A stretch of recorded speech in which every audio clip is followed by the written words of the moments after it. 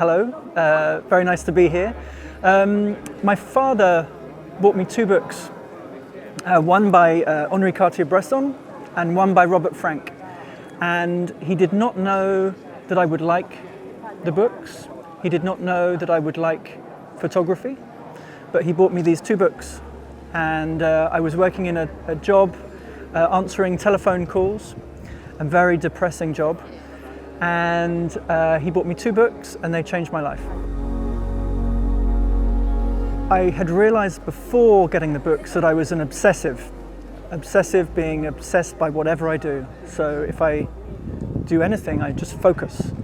And before the photography, I was a skateboarder, and I used to focus on skateboarding 8 hours a day, 7 days a week, all year round. And I realized that photography was like skateboarding in that it was not easy, and you had to try very, very hard to get a good picture or make a good trick.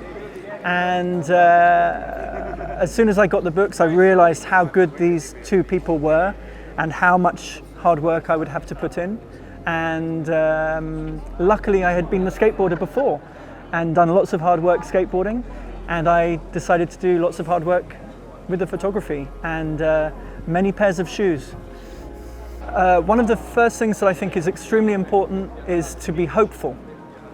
You hope that you're going to get a good picture. If you hope for a good picture, you try harder. So this is the mental approach, is to be hopeful. The technical approach for me, I tend to use a camera at 500th of a second. The reason being is if you need to stop something, 500th of a second will stop the picture.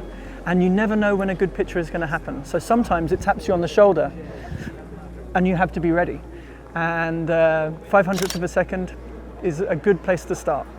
And I would recommend finding a route that is good and walking around and around and around the route, so you know the backgrounds, you know the type of people that are going to be walking there, you understand the light throughout the day, so you start really getting to know the place.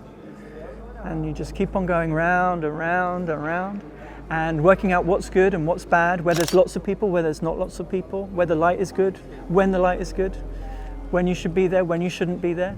And so you start to make chance more easy to grab hold of. But mainly be hopeful and comfortable shoes. And smiling. Be smiling. Don't be the person that's out there with the sad face or the angry face. Be out there smiling, it's better. Mainly all the pictures I take are candid, but if the situation means that you have to be involved, you have to be involved.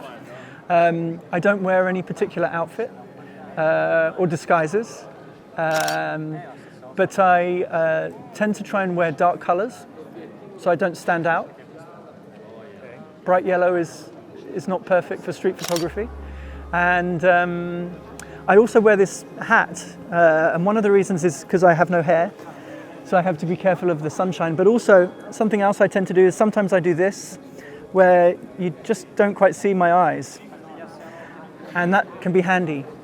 So I just do this, and I'm thinking about this, and and then sometimes you don't need to be looking, but you are looking, Henri Cartier-Bresson and Robert Frank both used Leicas, and I realized that they were so good that if I was going to be anywhere, even close, which I'm not, to them, I would need to use the same camera that they used.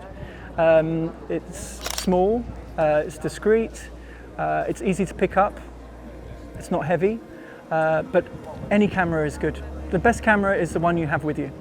I generally use a 35mm lens, and that's been my favorite focal length. I think 90% of the pictures on the wall are taken with a 35. Well, the Leica is a manually focused camera. I generally leave the lens set to 12 feet all the time, and if anyone is closer, I pull it to the left, which means that they're closer, and then you take the picture, and then I put it back to 12 feet. So I always know where the lens is. I don't leave it all over the place, because then you don't know where the focus is. So I always put the lens back to 12 feet, and then I know where it is. It's like driving a car. My idea of the talk is usually to say where I started from and where I'm going and where I'm at. So it's a journey through time. Time is what photography is all about, after all. And I think the event is great. Lots of people, really overwhelming to see so many people here and meet so many people, so many enthusiastic people. And yeah, I think it's a really good festival. I'm really privileged to be here.